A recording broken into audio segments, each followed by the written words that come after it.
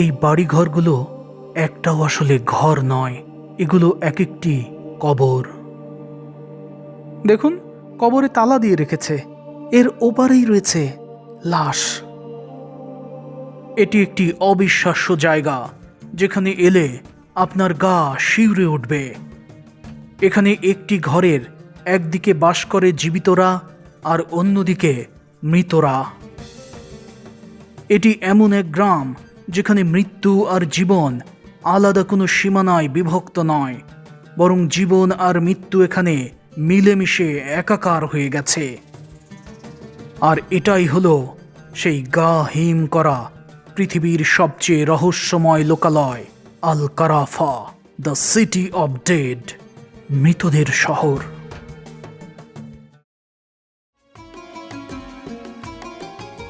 শুভেচ্ছা জানাচ্ছি প্রাচীন ইতিহাসে ঠাসা ঐতিহাসিক শহর মিশরের রাজধানী কায়রো থেকে। বরাবরের মতোই সঙ্গে আছি আমি, জুবায়ের আল মাহমুদ। বেঙ্গল ডিসকভারির পর্দায় আজ আপনি এমন কিছু দেখতে চলেছেন যা হয়তো কোনোদিনও কল্পনা করেননি। হ্যাঁ দর্শক, মিশর শুধু ফেরাউন আর মুসা আলাইসাল্লাম কিংবা ইউসুফ জুলেখার জন্যই বিখ্যাত নয়, বরং এই মাটি গোটা দুনিয়ার কাছে বিখ্যাত পৃথিবীর সবচেয়ে বড় মৃতদের গ্রাম হিসেবেও, যার স্বীকৃতি খোদ ইউনেস্কো দিয়েছে।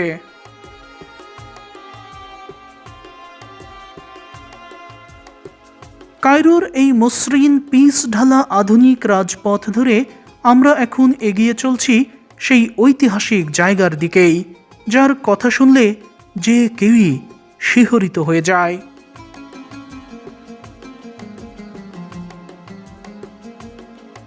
পর্দায় দূরে যে বিশাল আকারের রাজকীয় ইমারতটি দেখতে পাচ্ছেন, ওটাই ইতিহাস বিখ্যাত মিশরের আয়া সোফিয়া, সুলতান সালাহউদ্দিন আইয়ুবীর দুর্গ।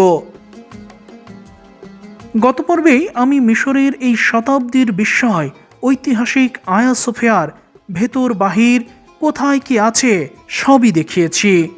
যারা ওই ভিডিওটি দেখেননি তারা আসলে মিশরের আভিজাত্যের বড় কিছুই মিস করেছেন। ঐতিহাসিক এই আয়া সোফিয়া যে উঁচু জায়গায় স্থাপিত, সেটাই হলো ইতিহাস বিখ্যাত মোকাত্তম পাহাড়।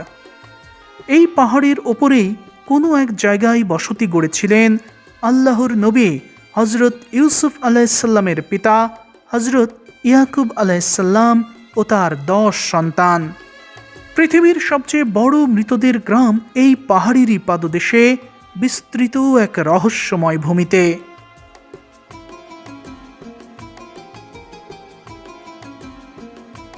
কায়রোর মনোরম চিত্র পেরিয়ে আমাদের গাড়ি ধীরে ধীরে নেমে যায় সেই জগতে।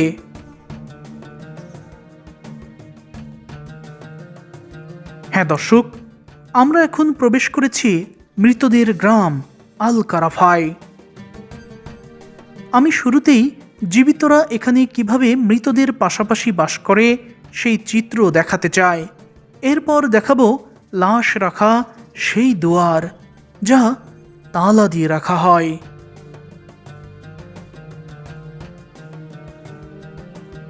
আমি এখন যে রাস্তা ধরে হাঁটছি, আসলে আমি হাঁটছি কবরস্থান দিয়ে, এবং প্রাচীন কবরস্থান, হাজার হাজার বছরের পুরনো কবরস্থান।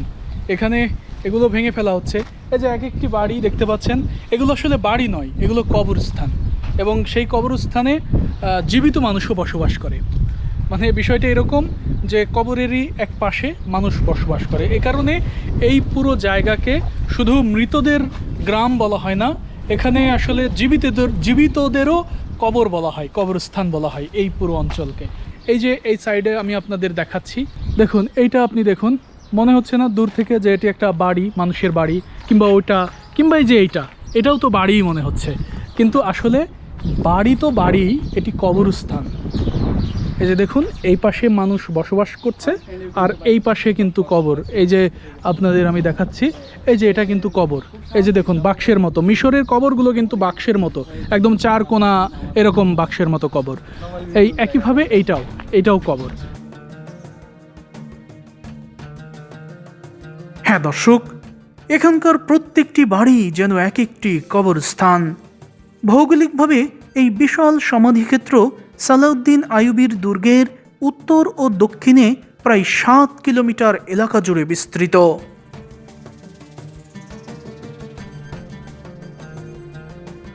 এই যে ধূসর পাথরের ইমারতগুলো দেখতে পাচ্ছেন, এগুলো পুরোটাই কবরস্থান, যেখানে শতাব্দীর পর শতাব্দী ধরে কায়রোর ইতিহাস লিখিত হয়েছে পাথরের ফলকে। দূর থেকে দেখলে মনে হয় এগুলো শহরেরই দালান, কিন্তু না, ধুলোমলিন এই শহর মৃতদের জন্য। তাই অনেকেই একে the city of the dead বা মৃতদের শহর নামেও অভিহিত করে। এটি হাজার হাজার বছরের প্রাচীন কবরস্থান, যেখানে সাধারণ মানুষ থেকে শুরু করে রাজা বাদশাহ, নবীজির সাহাবী, অলি আউলিয়া সবাই শুয়ে আছেন।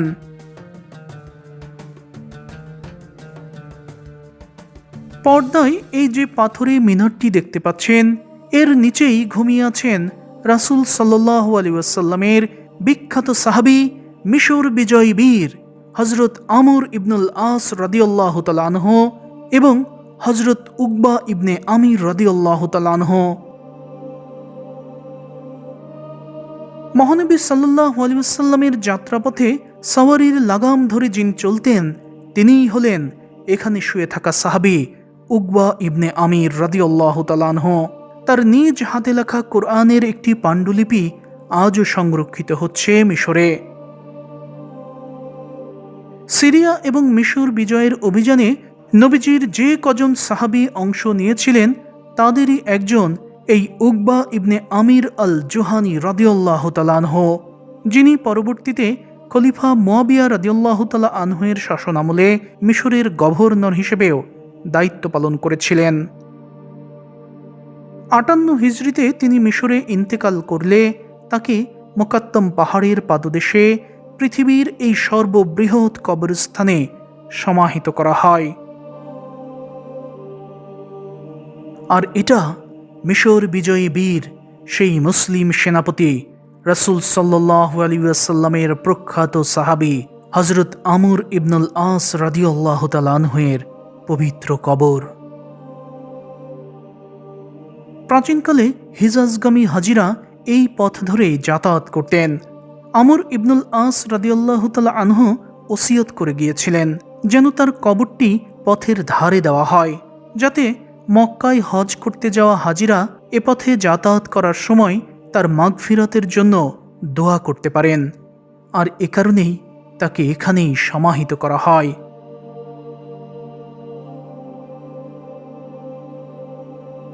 শুধু সাহাবীরাই নয়, এই পথের ধারেই রয়েছে আধুনিক মিশরের জনক, এই অঞ্চলের অটোম্যান শাসক মোহাম্মদ আলী পাশার পরিবারবর্গের কবরও। এই জায়গাটি এতটা ঐতিহাসিক একটি জায়গা, কিন্তু আনফর্চুনেটলি ভেতরে যাওয়ার অনুমতি নেই, কারণ সংস্কার কাজ চলছে। এবং এই ভেতরটাই কিন্তু মোহাম্মদ আলী পাশা কিংবা ইব্রাহিম পাশা, এই যে সুলতানগুলো এখানকার সালতানাতের সুলতান ছিলেন, তার মধ্যে কয়েকজন সুলতানের কবর আছে। এছাড়াও তাদের পরিবারের স্ত্রী, তার রাজকন্যা, রাজপুত্র, এই যে যারা ছিলেন তাদেরও কবর আছে। এটা মূলত সুলতানদের পারিবারিক কবরস্থান। হ্যাঁ দর্শক, রাজকীয় এই সমাধির অন্দরেই চির ঘুমে আছেন মিশরের রাজ পরিবারের সদস্যরা। শুধু রাজাবাদশারাই নয়, এখানে ঘুমিয়ে আছেন হযরত ইমাম শাফি রহমাতুল্লাহ আলাইহি সহ অসংখ্য অলি আউলিয়ারাও। এই যে ধ্বংসপ্রায় পাথুরে দালানটি দেখতে পাচ্ছেন, এটা সুলতানুল উলামা, মিশরের প্রখ্যাত পণ্ডিত, ফিকাহ এবং মুস্তাহিদ বিশারদ শাইখুল ইসলাম ইমাম আল ইজ ইবনে আব্দুস সালামের পবিত্র কবর। প্রখ্যাত এই অলির কবরের দেয়ালে লেখা আছে সূরা ইউনুসের ৬২ নম্বর আয়াত, যার অর্থ নিশ্চয়ই আল্লাহর বন্ধুদের কোনো ভয় নেই এবং তারা চিন্তিতও হবে না। এই জায়গাটা এতটাই ইতিহাস সমৃদ্ধ যে ইতিহাসের টানেই এই যে একেবারে অজ পাড়াগাঁয়ের মতো একটা অবস্থা। ইট পাথরের টুকরোগুলো এবং আশপাশগুলো দেখলে বুঝতে পারবেন যে এই জায়গাগুলো ধনী মানুষের এলাকা এরকম মনে হচ্ছে না আমার কাছে, খুবই সেরকমই গরিব বস্তির মতো মনে হচ্ছে। কিন্তু এতটা ইতিহাস সমৃদ্ধ যে ইতিহাসের টানেই এখানে মিশরের সবচেয়ে বিলাসবহুল যে বাস, সেই বাসগুলোকে টেনে নিয়ে আসছে। কেননা সেই সকল বাসে চড়েই বিদেশি পর্যটক যারা রয়েছেন, ভ্রমণ প্রিয়াসু যারা রয়েছেন, তারা কিন্তু আসছেন, ছুটে আসছেন এই সকল গ্রাম দেখার জন্য। হ্যাঁ দর্শক, এটি আসলেই এক ভিন্ন রকম জায়গা। তবে এখানে এলে আপনি আরও বেশি অবাক হবেন এখানকার বাক্সের মতো কবরগুলো দেখে, যেখান থেকে লাশের উপস্থিতিও অনুভব করা যায়। তবে সেটা দেখানোর আগে হাজার বছরের পুরনো পৃথিবীর এই সর্ববৃহৎ কবরের গ্রামের ইতিহাস তুলে ধরতে চাই। এখানে কয়েক হাজার বছর আগে থেকেই মানুষকে কবরস্থ করা হতো। তবে সপ্তম শতাব্দীতে অর্থাৎ 642 খ্রিস্টাব্দে যখন মুসলিম সেনাপতি হজরত আমর ইবনুল আস রাদিয়াল্লাহু তাআলা আনহু মিশর জয় করে ফুস্তাত নগরীর পত্তন করেন, তখন আনুষ্ঠানিকভাবে এই কারাফা গ্রামেই সবাইকে কবরস্থ করার চল শুরু হয়। তবে পূর্বে এখানকার নাম কারাফা ছিল না। কারাফা শব্দটির উৎপত্তি হয়েছিল মূলত ইয়েমেনের একটি প্রাচীন বানু কারাফা গোত্র থেকে, যারা ফুস্তাত নগরের এই নির্দিষ্ট এলাকায় প্রথম বসতি স্থাপন করেছিল। পরবর্তীতে সুলতান সালাউদ্দিন আইয়ুবী এবং বিশেষ করে মামলুক সালতানাতের আমলে এই স্থানটি হয়ে ওঠে রাজকীয় সমাধিক্ষেত্র। একটু আগে আপনাদের এই যে রাজকীয় সমাধিটি দেখালাম, এগুলো সেই ইতিহাসেরই অংশ। মামলুক সুলতানরা কেবল নিজেদের কবর দেওয়ার জন্যই নয়, বরং এই জায়গায় তৈরি করেছিলেন নান্দনিক মসজিদ, ধর্মীয় দরবার, পানিপানের ঐতিহাসিক সাবিল এবং আল্লাহর অলিদের আবাসিক আস্তানা। ফলে এটি একটি সাধারণ কবরস্থান থেকে ধীরে ধীরে রূপান্তরিত হয় এক ধর্মীয়, আধ্যাত্মিক আর রাজনৈতিক কেন্দ্রেও। তবে পৃথিবীর আর 10টি কবরস্থানের সাথে আল কারাফার আসল পার্থক্য কিন্তু এর বিশালতায় নয়, বরং এর অদ্ভুত জীবনযাত্রায়। এটি এমন এক বিস্ময়কর জায়গা যেখানে মৃত আর জীবিতরা একই সাথে পাশাপাশি বাস করে। এই যে এই সাইডেও কবর রয়েছে দেখুন, শুধু এই সাইডে না, পিছন সাইডে, এই পাশে, সব জায়গাতেই কবর রয়েছে। আবার কবরের পাশে পাশে এই যে এটা দেখুন যে মানুষের বাড়ি, এই যে দেখুন মানুষের বাড়ি, এই যে এই পাশে কবর, এই পাশে কবর, আবার এই যে এই সাইডটা পুরোটাই মানুষের বাড়ি। মানুষের বাড়ি দেখেছেন, পুরোটাই মানুষের বাড়ি। মানুষ এখানে বসবাস করে এবং এখনও মানুষ বসবাস করে। বিষয়টা এরকম নয় যে ওই সময় বসবাস করতো, বিষয়টা তা নয়। এই যে এই ঘরের ভেতরে কবর আর এই যে পাশেই মানুষ বসবাস করে, এরকম আর কি। দর্শক মণ্ডলী, এবার নিশ্চয়ই আপনাদের মনে প্রশ্ন জাগছে যে এখানকার লোকেরা কেন মৃতদের সাথে বসবাস করে। আসলে 19বিংশ শতাব্দীর মাঝামাঝি সময়ে মিশর জুড়ে যখন চরম আবাসন সংকট আর সামাজিক পরিবর্তন দেখা দেয়, তখন কায়রোর দরিদ্র গৃহহীন লোকেরা কোনো উপায় খুঁজে না পেয়ে কবরের পাকা দালানে আশ্রয় নিতে শুরু করে।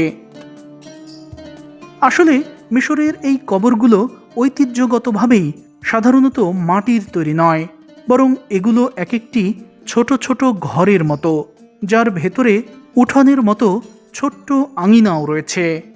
আর এই ফাঁকা স্থানগুলোতেই বসবাসের জায়গা হিসেবে বেছে নেয় দরিদ্ররা। আর এভাবেই কবরের পাশে বাস করতে করতে সময়ের ব্যবধানে আজ এই মৃতদের গ্রামে মৃতদেরই পাশে বাস করেন প্রায় 5 লাখ মানুষ।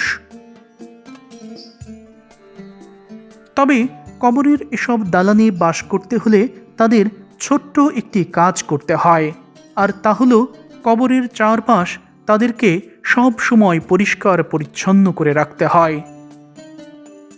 শতাব্দী কাল ধরে এখানে এভাবে মানুষ বসবাস করে বলেই মিশর সরকার কবরে পৌঁছে দিয়েছে বিদ্যুৎ আর পানি, গড়ে উঠেছে মুদির দোকান, মেকানিক, গ্যারেজ, স্কুল সবই।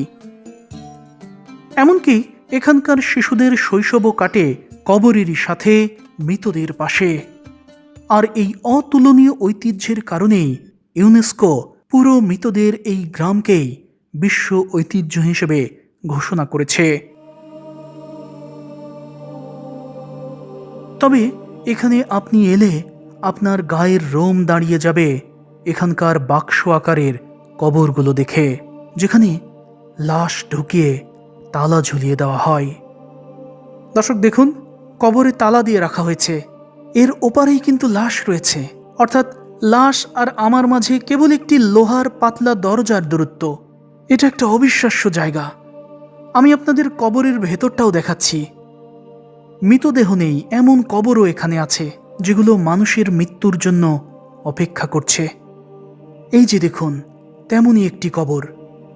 এটাই মূল কবর। মৃতদেহ এখানেই শুয়ে দেওয়া হয় এবং এরপর লোহার একটি নিচ্ছিদ্র দরজা এর মুখে গেঁথে দিয়ে সেখানে তালা ঝুলিয়ে দেওয়া হয়।